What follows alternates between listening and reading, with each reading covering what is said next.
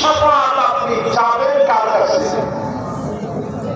মাশাআল্লাহ, অধিকাংশ লোক উত্তরটা দিচ্ছে না, হুজুর কারটা চাইছেন।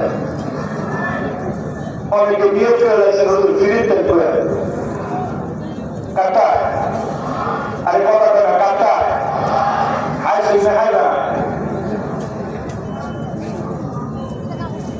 ও এটা পুরো আমার মারিয়া না তো না, এটা হাই শুনে হাই দিলে লোক আপনার না। বাবার বাড়ির লোকের এক সময় আগে কইছে হাই তো আছে, হাই তো আছে। আপনি দেখি যে অনেকে বাধা খাইতেছে বইয়া মাশাআল্লাহ, যেটা বেশি হয়েছিল চুপ করে বলে গেছে। আমি কিন্তু একটু পরে আর কেউ নাচি গেল, ওনার বক্সটা পুরাটা জিজ্ঞাসা করছে কয়টা বক্স হয়েছে। এদিকে বাদাম খাইলো একটা কান দিতে দিকে থাকতে ঠিক এত লম্বা বড় মাহফিল আপনার শুনবেন, অনেক ওলামায়ে কেরাম আসবে, দুই একটু বাদাম খাওয়া দরকার আছে। তাই বলে বাদামের সাথে সব যেন চলে না যায়, বলেন বাস্তব করে নবীজির শাফাআতকে যারা অস্বীকার করে তাদের সঙ্গে ন্যূনতম আমাদের সম্পর্ক নেই। আমরা নবীজির শাফাআত বিশ্বাস করি। নবীজি আল্লাহর কাছ থেকে অনুমতি পাবেন শাফাআত করার। 5 শ্রেণীর লোকের শাফাআত করবে, 5 শ্রেণীর লোকদেরকে শাফাআত করবে না। এই 10 শ্রেণীর লোকদের পরে আসে আমরা চিনি ইমানদারদের ভিতর থেকে কোন কোন মানুষের উপরে আল্লাহ রাগান্বিত হয়ে গেছেন। এইরকম মানুষ আছে 10 প্রকারের লোক। কতটা মাছ ধরা দিকে কেমনি 3-20 মাছটা দেখেন, কান্নাটা উড়ে দেখেন, নাম করতে না, এটা সাইবার কত টিপা আমরা দেখি, কিন্তু ইমানের ব্যাপারে আমাদের কোন সচেতনতা নেই।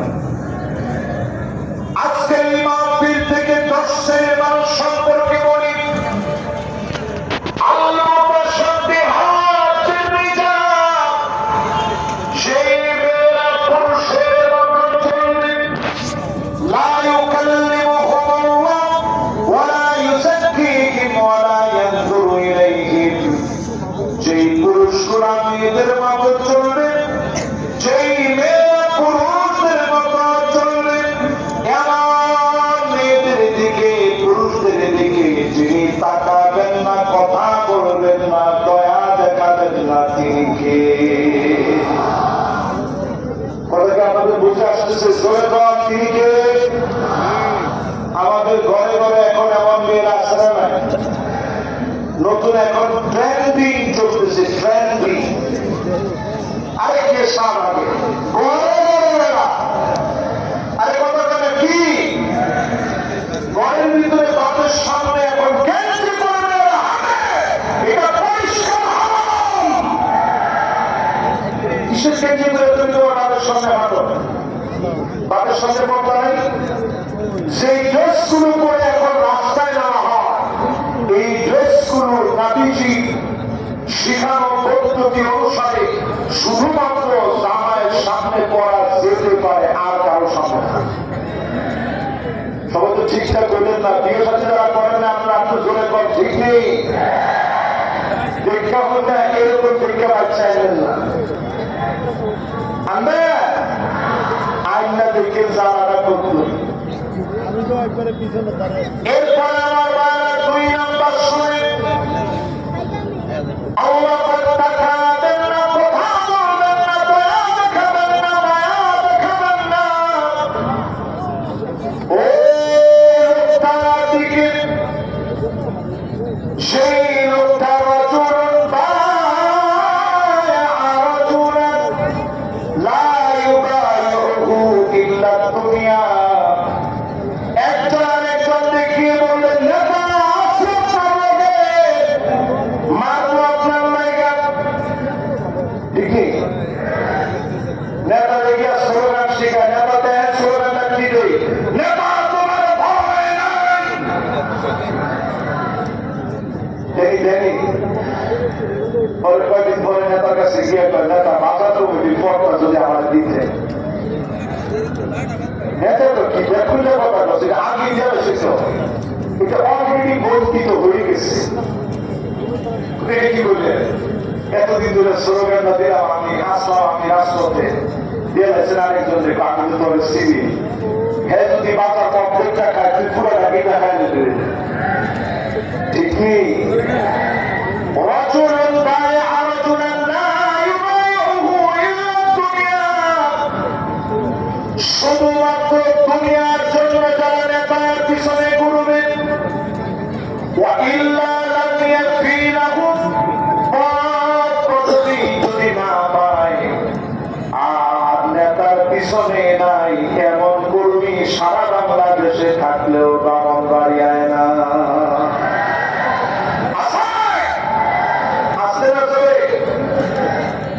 পথের লেখা যারা দল করছেন বিশাল অসুবিধা বিশাল ধরনের আপনাদের জন্য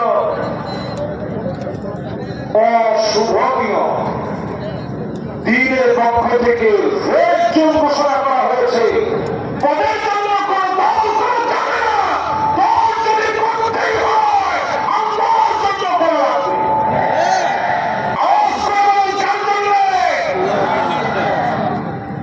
এটা আমার 2 নম্বর প্রকার এটা আমি হাদিস থেকে নিজের মন করা বলিনি হুজুর আমার সাথে আছে যেখানে ভুল হবে আপনি ধরাই দিবেন সহিহ মুসলিম সহিহ বুখারী খুলে স্পষ্ট নবীজি বলে গেছেন দল নেতার কাছে কি করবে নেতা বায়াত নিলাম কিসের বায়াত উলামার স্বার্থের বায়াত আমরা স্বার্থের বায়াত নিতে চাই না জীবন যদি দিতে হয় ইমানে আল্লাহর জন্য জীবন দিব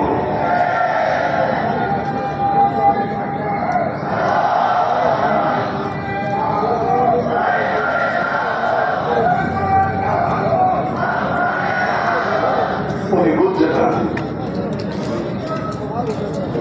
না না আমার কাছে উনি ঘরে ঘরে আমি ঘরে ঘরে চালাইতে চাই তবে এবার একটু সংসদে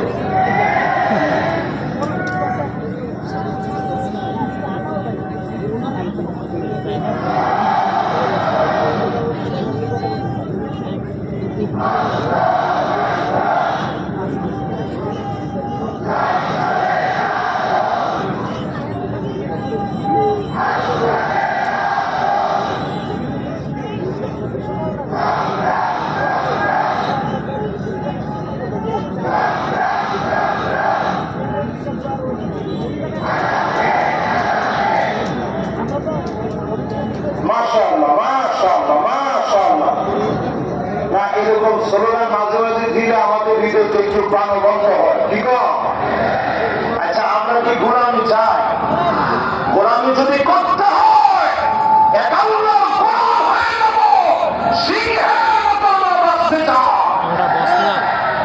ঠিক কিনা বলেন তাহলে আমরা 1 নম্বর শ্রেণী ছিলাম আল্লাহ কাদের উপর রাখি রাগান্বিত কারা ছেলে হয়ে মেয়ের মতো পোশাক মেয়ে হয়ে ছেলের মতো পোশাক 2 নাম্বার বললাম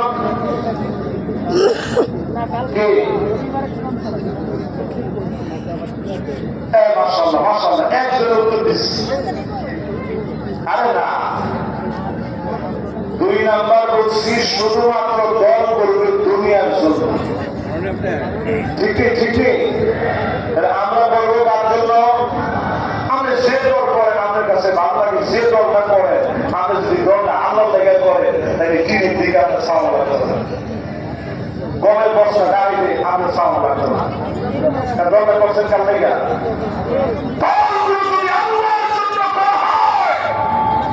আপনি নিবেদিত প্রাণ হয়ে যাবেন দিল দিয়ে দেশ এবং জাতির জন্য কাজ করবেন ঠিক কিনা বলে আমি আবু উবাইদা ইবনে জাররাহ রাদিয়াল্লাহু তাআলা আনহু মাকবারায় গেছিলাম জর্ডান সুবহানাল্লাহ এখন পর্যন্ত সেখান থেকে আমার কাছে মনে হয়েছে আর কি আমার কাছে মনে হয়েছে এটা আমি রেফারেন্স করতে পারবো না তবে আমার কাছে মনে হচ্ছে একটা খুশবু যেন চতুর্দিকে ছড়ায় আছে চলে গেলাম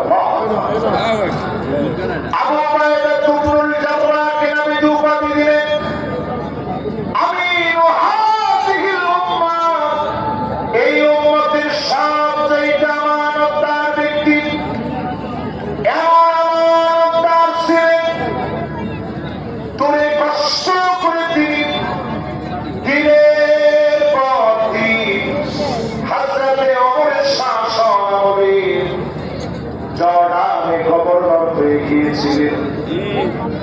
শহীদ হয়েছিলেন তাউন আওয়াসের ভিতরে, শহীদ হয়ে গেলেন হাজার হাজার সাহাবী।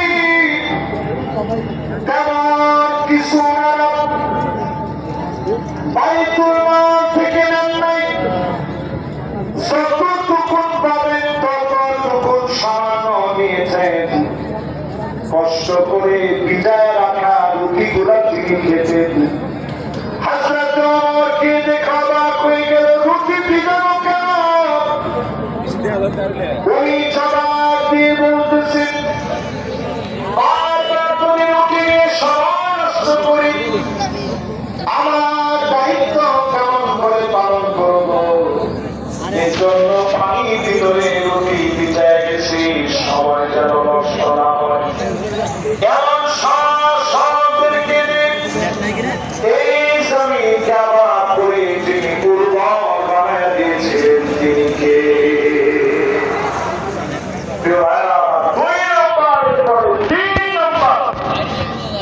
মনোযোগ আসেনি সবার?